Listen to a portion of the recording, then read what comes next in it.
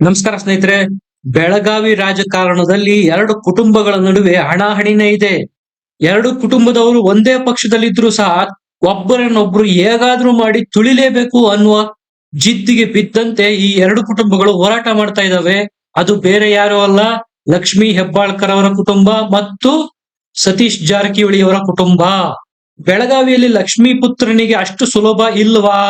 ಸೋಲಿನ ರುಚಿ ತೋರಿಸೋದಕ್ಕೆ ಜಾರಕಿಹೊಳಿ ಕುಟುಂಬದವರು ಮಾಡಿರೋ ಪ್ಲಾನ್ ಏನು ಎಲ್ಲವನ್ನು ಡೀಟೇಲ್ ಆಗಿ ಹೇಳ್ತೀನಿ. ನಮ್ಮ ಚಾನೆಲ್ ನ ಸಬ್ಸ್ಕ್ರೈಬ್ ಮಾಡಿ, ವಿಡಿಯೋನ ಲೈಕ್ ಮಾಡಿ, ಶೇರ್ ಮಾಡಿ. ಸ್ನೇಹಿತರೆ, ನಿಮ್ಗೆಲ್ಲ ಗೊತ್ತಿದೆ, ಬೆಳಗಾವಿ ಜಿಲ್ಲೆ ಮತ್ತು ಚಿಕ್ಕೋಡಿ ಜಿಲ್ಲೆಯ ರಾಜಕಾರಣದಲ್ಲಿ ಏನಾದ್ರೂ ಸ್ವಲ್ಪ ಏರುಪೇರಾದ್ರೂ ಸಹ ಅದು ರಾಜ್ಯ ರಾಜಕಾರಣದ ಮೇಲೆ ಮತ್ತು ಸರ್ಕಾರದ ಮೇಲೆ ಪ್ರಭಾವ ಬೀರುತ್ತೆ ಅಂತ. ಬೆಳಗಾವಿಯಿಂದ ಲಕ್ಷ್ಮೀ ಹೆಬ್ಬಾಳ್ಕರ್ ಅವರ ಪುತ್ರ ಮೃಣಾಲ್ ಹೆಬ್ಬಾಳ್ಕರ್ ಅವರನ್ನು ಕಣಕ್ಕಿಳಿಸಿದೆ ಕಾಂಗ್ರೆಸ್. ಬಿಜೆಪಿಯಿಂದ ಜಗದೀಶ್ ಶೆಟ್ಟರ್ ಅವರಿಗೆ ಟಿಕೆಟ್ ಕೊಡಲಾಗಿದೆ. ಈ ಕಡೆ ಚಿಕ್ಕೋಡಿನಲ್ಲಿ ಜೊಲ್ಲೆ ಕುಟುಂಬ ಮತ್ತು ಸತೀಶ್ ಜಾರಕಿಹೊಳಿ ಅವರ ಕುಟುಂಬದ ಪ್ರಿಯಾಂಕಾ ಜಾರಕಿಹೊಳಿ ಇವರನ್ನು ಕಣಕ್ಕಿಳಿಸಲಾಗಿದೆ. ಕಾಂಗ್ರೆಸ್ನ ಹೈಕಮಾಂಡ್ ಅವರು ಬೆಳಗಾವಿಯ ಉಸ್ತುವಾರಿಯನ್ನು ಸತೀಶ್ ಜಾರಕಿಹೊಳಿಗೆ ಕೊಟ್ಟಿದ್ದಾರೆ. ಚಿಕ್ಕೋಡಿಯ ಉಸ್ತುವಾರಿಯನ್ನು, ಚುನಾವಣಾ ಉಸ್ತುವಾರಿಯನ್ನು ಲಕ್ಷ್ಮೀ ಹೆಬ್ಬಾಳ್ಕರ್ಗೆ ಕೊಟ್ಟು ನೀವಿಬ್ರೂ ಸಹ ಪರಸ್ಪರ ಗೆಲುವಿಗಾಗಿ ಪ್ರಯತ್ನ ಮಾಡಿ ಅಂತ. ಆದ್ರೆ ಇದು ಎಷ್ಟರ ಮಟ್ಟಿಗೆ ಸಕ್ಸಸ್ ಆಗುತ್ತೆ ಅನ್ನೋದೇ ದೊಡ್ಡ ಕ್ವಶನ್ ಮಾರ್ಕ್. ನಿಜಕ್ಕೂ ಸತೀಶ್ ಜಾರಕಿಹೊಳಿ ಅವರ ಕುಟುಂಬದವರು ಬೆಳಗಾವಿನಲ್ಲಿ ಲಕ್ಷ್ಮೀ ಹೆಬ್ಬಾಳ್ಕರ್ ಅವರ ಪುತ್ರ ಮೃಣಾಲ್ ಹೆಬ್ಬಾಳ್ಕರ್ ಅವರ ಗೆಲುವಿಗೆ ಶ್ರಮಿಸ್ತಾರಾ? ಈ ಕಡೆ ಲಕ್ಷ್ಮೀ ಹೆಬ್ಬಾಳ್ಕರ್ ಅವರು ಚಿಕ್ಕೋಡಿನಲ್ಲಿ ಪ್ರಿಯಾಂಕಾ ಜಾರಕಿಹೊಳಿ ಅವರ ಗೆಲುವಿಗೆ ಶ್ರಮಿಸ್ತಾರಾ ಅನ್ನೋದು ಕ್ವಶನ್ ಮಾರ್ಕ್. ಯಾಕಂದ್ರೆ ಇತ್ತೀಚಿನ ಬೆಳವಣಿಗೆಗಳನ್ನು ನೀವು ಸೂಕ್ಷ್ಮವಾಗಿ ಗಮನಿಸಿದ್ರೆ ಇದು ಗೊತ್ತಾಗುತ್ತೆ. ಬೆಳಗಾವಿಯ ರಾಜಕಾರಣದಲ್ಲಿ ಸತೀಶ್ ಜಾರಕಿಹೊಳಿ, ರಮೇಶ್ ಜಾರಕಿಹೊಳಿ ಇವರ ಪ್ರಭಾವ ಇಂದಿನಿಂದಲೂ ಇದೆ. ಯಾವುದೇ ಕಾರಣಕ್ಕೂ ಅವರು ಬೆಳಗಾವಿಯನ್ನು ತಮ್ಮ ಹಿಡಿತದಿಂದ ಮತ್ತೊಬ್ಬರ ಹಿಡಿತಕ್ಕೆ ಬಿಟ್ಕೊಡೋದಕ್ಕೆ ಒಪ್ಪಲ್ಲ.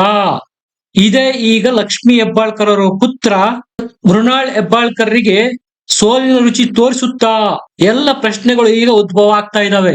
ಈ ಎರಡೂ ಲೋಕಸಭಾ ಕ್ಷೇತ್ರಗಳಲ್ಲಿ ನೀವೇ ನಿಲ್ಲಿ ಅಂತ ಒತ್ತಡವನ್ನು ಹೈಕಮಾಂಡ್ ಹೇರಿತ್ತು ಲಕ್ಷ್ಮಿ ಅವರ ಮೇಲೆ ಮತ್ತು ಸತೀಶ್ ಜಾರಕಿಹೊಳಿ ಅವರ ಮೇಲೆ. ಆದರೆ ಅವರು ಇದಕ್ಕೆ ಒಪ್ಪಲಿಲ್ಲ.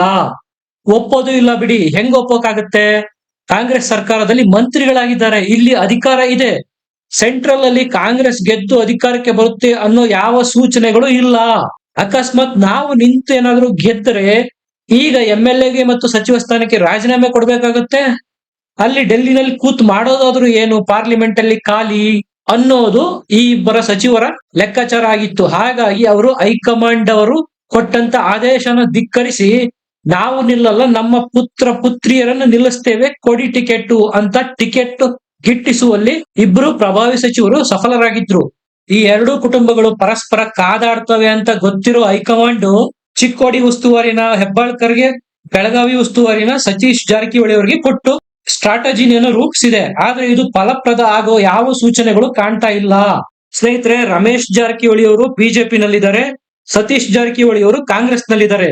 ಈ ಇಬ್ಬರ ಅಂಡರ್ಸ್ಟ್ಯಾಂಡಿಂಗ್ ಹೆಂಗಿದೆಯಪ್ಪ ಅಂದ್ರೆ, ಕರ್ನಾಟಕದಲ್ಲಿ ಒಂದ್ ಪಾರ್ಟಿ ಅಂತೂ ಅಧಿಕಾರಕ್ಕೆ ಬಂದೇ ಬರುತ್ತೆ. ಒಂದ್ಸರಿ ಬಿಜೆಪಿ ಬರ್ಬೋದು, ಇಲ್ಲ ಕಾಂಗ್ರೆಸ್ ಬರ್ಬೋದು. ಒಟ್ಟಾರೆಯಾಗಿ ಬೆಳಗಾವಿ ರಾಜಕಾರಣದ ಕೀಲಿಕೈ ಮತ್ತು ಸರ್ಕಾರದಲ್ಲಿ ಪ್ರಮುಖ ಸಚಿವ ಸ್ಥಾನನ ಈ ಎರಡೂ ಕುಟುಂಬಗಳು ಪದೇ ಪದೇ ಅನುಭವಿಸ್ತಾ ಬಂದಿದ್ದಾರೆ. ಒಮ್ಮೆ ಅಣ್ಣ ಮಂತ್ರಿ ಆಗಿರ್ಬೋದು, ಇಲ್ಲ ಇನ್ನೊಮ್ಮೆ ತಮ್ಮ ಮಂತ್ರಿ ಆಗಿರ್ಬೋದು. ಈ ಮೂಲಕ ಈ ಇಬ್ಬರು ಸಹೋದರರು ಮ್ಯೂಚುವಲ್ ಅಂಡರ್ಸ್ಟ್ಯಾಂಡಿಂಗ್ ಇಂದ ಯಾವುದೇ ಕಾರಣಕ್ಕೂ ಅಧಿಕಾರ ನಮ್ಮ ಕುಟುಂಬದಿಂದ ತಪ್ಪಿ ಹೋಗಬಾರದು. ಹಾಗಾಗಿ ಒಬ್ರು ಬಿಜೆಪಿ ನಲ್ಲಿದ್ದಾರೆ, ಇನ್ನೊಬ್ರು ಕಾಂಗ್ರೆಸ್ ನಲ್ಲಿದ್ದಾರೆ. ಯಾವುದೇ ಸರ್ಕಾರ ಬಂದ್ರೂ ಕುಟುಂಬಕ್ಕೆ ಅಧಿಕಾರ ಗ್ಯಾರಂಟಿ. ವಿಧಾನಸಭೆ ಚುನಾವಣೆಗಳಾಗ್ಬೋದು, ಸ್ಥಳೀಯ ಸಂಸ್ಥೆ ಚುನಾವಣೆಗಳಾಗ್ಬೋದು, MP ಚುನಾವಣೆಗಳಾಗ್ಬೋದು, ಆ ಎಲ್ಲ ಸಂದರ್ಭಗಳಲ್ಲೂ ಜಾರಕಿಹೊಳಿ ಕುಟುಂಬದವರು ಒಂದಾಗ್ಬಿಡ್ತಾರೆ. ಈಗ ಸಹ ಉದ್ಭವ ಆಗಿರೋದು ಅಂತಹದ್ದೇ ಮತ್ತೊಂದು ಸಂದರ್ಭ. ಅದು ಸತೀಶ್ ಜಾರಕಿಹೊಳಿ ಅವರ ಪುತ್ರಿ ಪ್ರಿಯಾಂಕಾ ಜಾರಕಿಹೊಳಿ ಅವರನ್ನು ಚಿಕ್ಕೋಡಿ ಲೋಕಸಭಾ ಕ್ಷೇತ್ರದಿಂದ ಕಣಕ್ಕಿಳಿಸಿರುವುದು.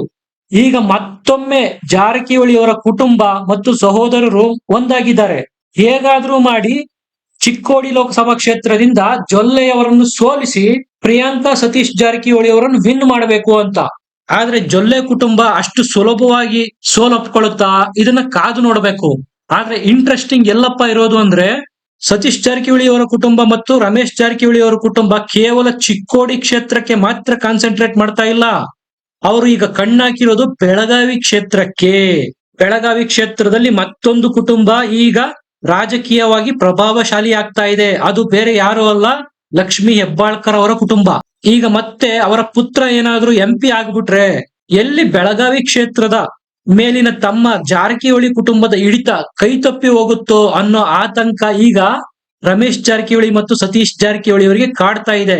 ಇದು ಈ ಇಬ್ಬರನ್ನು ಮತ್ತೊಮ್ಮೆ ಒಂದಾಗುವಂತೆ ಮಾಡಿದೆ. ಇಬ್ರು ಸೇರಿ ಮೃಣಾಲ್ ಹೆಬ್ಬಾಳ್ಕರ್ಗೆ ಒಳೇಟು ಕೊಟ್ಟು ಸೋಲಿಸಿದ್ರು ಆಶ್ಚರ್ಯ ಪಡುವಂತಿಲ್ಲ. ಚಿಕ್ಕೋಡಿ ಭಾಗದಲ್ಲಿ ಕಾಗವಾಡ ಮತ್ತು ಅಥಣಿ ಭಾಗದ ಬಿಜೆಪಿ ನಾಯಕರು ಸ್ವತಃ ಬಿಜೆಪಿ ಅಭ್ಯರ್ಥಿ ಜೊಲ್ಲೆ ಫ್ಯಾಮಿಲಿಗೆ ಸಪೋರ್ಟ್ ಮಾಡೋಕೆ ರೆಡಿ ಇಲ್ಲ. ಅವ್ರು ಹೇಳ್ತಾರೆ ನಾವು ಕಾಂಗ್ರೆಸ್ನ ಅಭ್ಯರ್ಥಿ ಪ್ರಿಯಾಂಕಾ ಸತೀಶ್ ಜಾರಕಿಹೊಳಿ ಅವರಿಗೆ ಸಪೋರ್ಟ್ ಮಾಡ್ತೀವಿ ಅಂತ.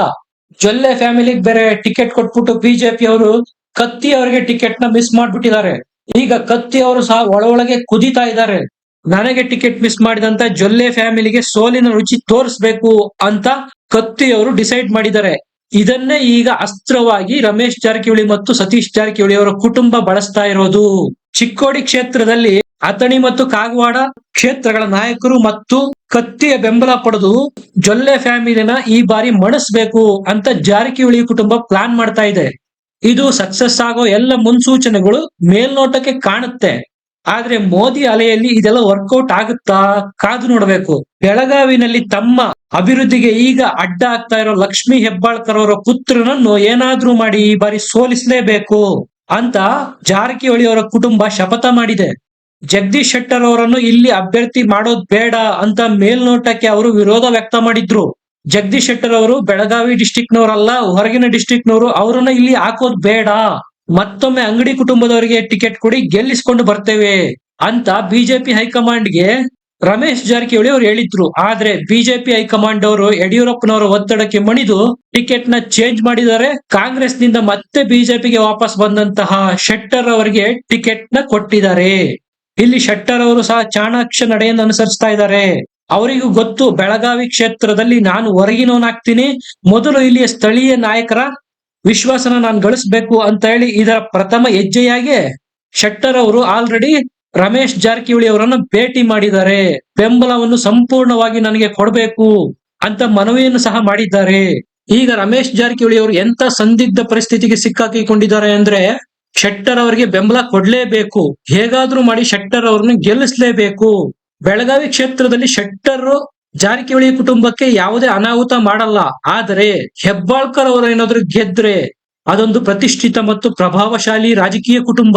ಖಂಡಿತವಾಗೂ ಲಕ್ಷ್ಮೀ ಹೆಬ್ಬಾಳ್ಕರ್ ಅವರಿಂದ ಮುಂದೊಂದು ದಿನ ನಮ್ಮ ಬೆಳಗಾವಿಯ ಮೇಲಿನ ಹಿಡಿತ ತಪ್ಪಿ ಹೋಗ್ಬೋದು. ಹಾಗಾಗಿ ಈಗಲೇ ಅವರನ್ನ ಬೆಳೆಯೋದಿಕ್ಕೆ ಬಿಡಬಾರ್ದು ಅನ್ನೋ ನಿರ್ಧಾರಕ್ಕೆ ಸತೀಶ್ ಜಾರಕಿಹೊಳಿ ಮತ್ತು ರಮೇಶ್ ಜಾರಕಿಹೊಳಿ ಅವರು ಬಂದಿದ್ದಾರೆ. ಒಲ್ಲದ ಮನಸ್ಸಿನಿಂದನಾದ್ರೂ ಅವರೀಗ ಜಗದೀಶ್ ಶೆಟ್ಟರ್ ಅವರಿಗೆ ಸಪೋರ್ಟ್ ಮಾಡ್ತಾರೆ. ಅವರು ಗೆಲುವಿಗೆ ಬೇಕಾದ ಎಲ್ಲ ಪ್ರಯತ್ನಗಳನ್ನಂತೂ ಮಾಡೋದು ಸಹಜ. ಇಲ್ಲಿ DK ಶಿವಕುಮಾರ್ ಅವರ ಪ್ರತಿಷ್ಠೆ ಮತ್ತು CM ಸಿದ್ದರಾಮಯ್ಯನವರ ಪ್ರತಿಷ್ಠೆ ಸಹ ಇದೆ. ಲಕ್ಷ್ಮೀ ಹೆಬ್ಬಾಳ್ಕರ್ ಅವರು DK ಶಿವಕುಮಾರ್ ಅವರ ಬಣದಲ್ಲಿ ಗುರುತಿಸಿಕೊಳ್ತಾರೆ. ಸತೀಶ್ ಜಾರಕಿಹೊಳಿ ಅವರು ಸಿದ್ದರಾಮಯ್ಯ ಅವರ ಬಣದಲ್ಲಿ ಬರ್ತಾರೆ. ಹೇಗಾದ್ರೂ ಮಾಡಿ ತಮ್ಮ ತಮ್ಮ ಬಣದ MP ಅಭ್ಯರ್ಥಿಗಳನ್ನು ಗೆಲ್ಲಿಸಿಕೊಳ್ಬೇಕು ಅನ್ನೋ ಜಿದ್ದಿಗೆ ಈಗ ಸಿದ್ದರಾಮಯ್ಯನವರು ಮತ್ತು DK ಶಿವಕುಮಾರ್ ಸಹ ಬಿದ್ದಿದ್ದಾರೆ. ಈಗ ಈ ಇಬ್ಬರ ಕಚ್ಚಾಟದಿಂದಾಗಿ ಕಾಂಗ್ರೆಸ್ ಪಕ್ಷ ಎಲ್ಲಿ ಬೆಳಗಾವಿ ಕ್ಷೇತ್ರ ಮತ್ತು ಚಿಕ್ಕೋಡಿ ಕ್ಷೇತ್ರ ಈ ಎರಡನ್ನು ಕಳೆದುಕೊಳ್ಳುತ್ತೋ ಅನ್ನೋ ಅನುಮಾನ ಈಗ ಕಾಂಗ್ರೆಸ್ ಕಾರ್ಯಕರ್ತರಲ್ಲಿ ಮೂಡಿದೆ. ಸ್ನೇಹಿತರೆ, ಇದಿಷ್ಟು ಬೆಳಗಾವಿ ಮತ್ತು ಚಿಕ್ಕೋಡಿ ಕ್ಷೇತ್ರಗಳಿಗೆ ಸಂಬಂಧಿಸಿದಂತೆ ಯಾರು ಯಾರಿಗೆ ಒಳ್ಳೆಟು ಕೊಡಬಹುದು ಅಂತ ನಿಮ್ಗೇನನ್ಸುತ್ತೆ? ಲಕ್ಷ್ಮೀ ಹೆಬ್ಬಾಳ್ಕರ್ ಅವರು ಜಾರಕಿಹೊಳಿ ಕುಟುಂಬನ ಸಮರ್ಥವಾಗಿ ಎದುರಿಸಿ ಬೆಳಗಾವಿಯಿಂದ ತಮ್ಮ ಪುತ್ರನನ್ನು ಗೆಲ್ಲಿಸಿಕೊಂಡು ಬರ್ತಾರಾ? ಈ ಕಡೆ ಚಿಕ್ಕೋಡಿನಲ್ಲಿ ಜಾರಕಿಹೊಳಿ ಅವರ ಕುಟುಂಬದವರು ಹೆಬ್ಬಾಳ್ಕರ್ ಅವರ ವಿರೋಧವನ್ನು ಎದುರಿಸಿ ತಮ್ಮ ಪುತ್ರಿ ಪ್ರಿಯಾಂಕಾ ಸತೀಶ್ ಜಾರಕಿಹೊಳಿ ಅವರನ್ನು ಗೆಲ್ಲಿಸಿಕೊಂಡು ಬರ್ತಾರಾ? ನಿಮಗೇನನ್ಸುತ್ತೆ? ಕಮೆಂಟ್ ನಲ್ಲಿ ಬರೆದು ತಿಳಿಸಿ. ವಿಡಿಯೋನ ಲೈಕ್ ಮಾಡಿ, ಶೇರ್ ಮಾಡಿ, ನಮ್ಮ ಚಾನೆಲ್ ನ ಸಬ್ಸ್ಕ್ರೈಬ್ ಮಾಡಿ. ಮತ್ತೆ ಸಿಗೋಣ. ಧನ್ಯವಾದ.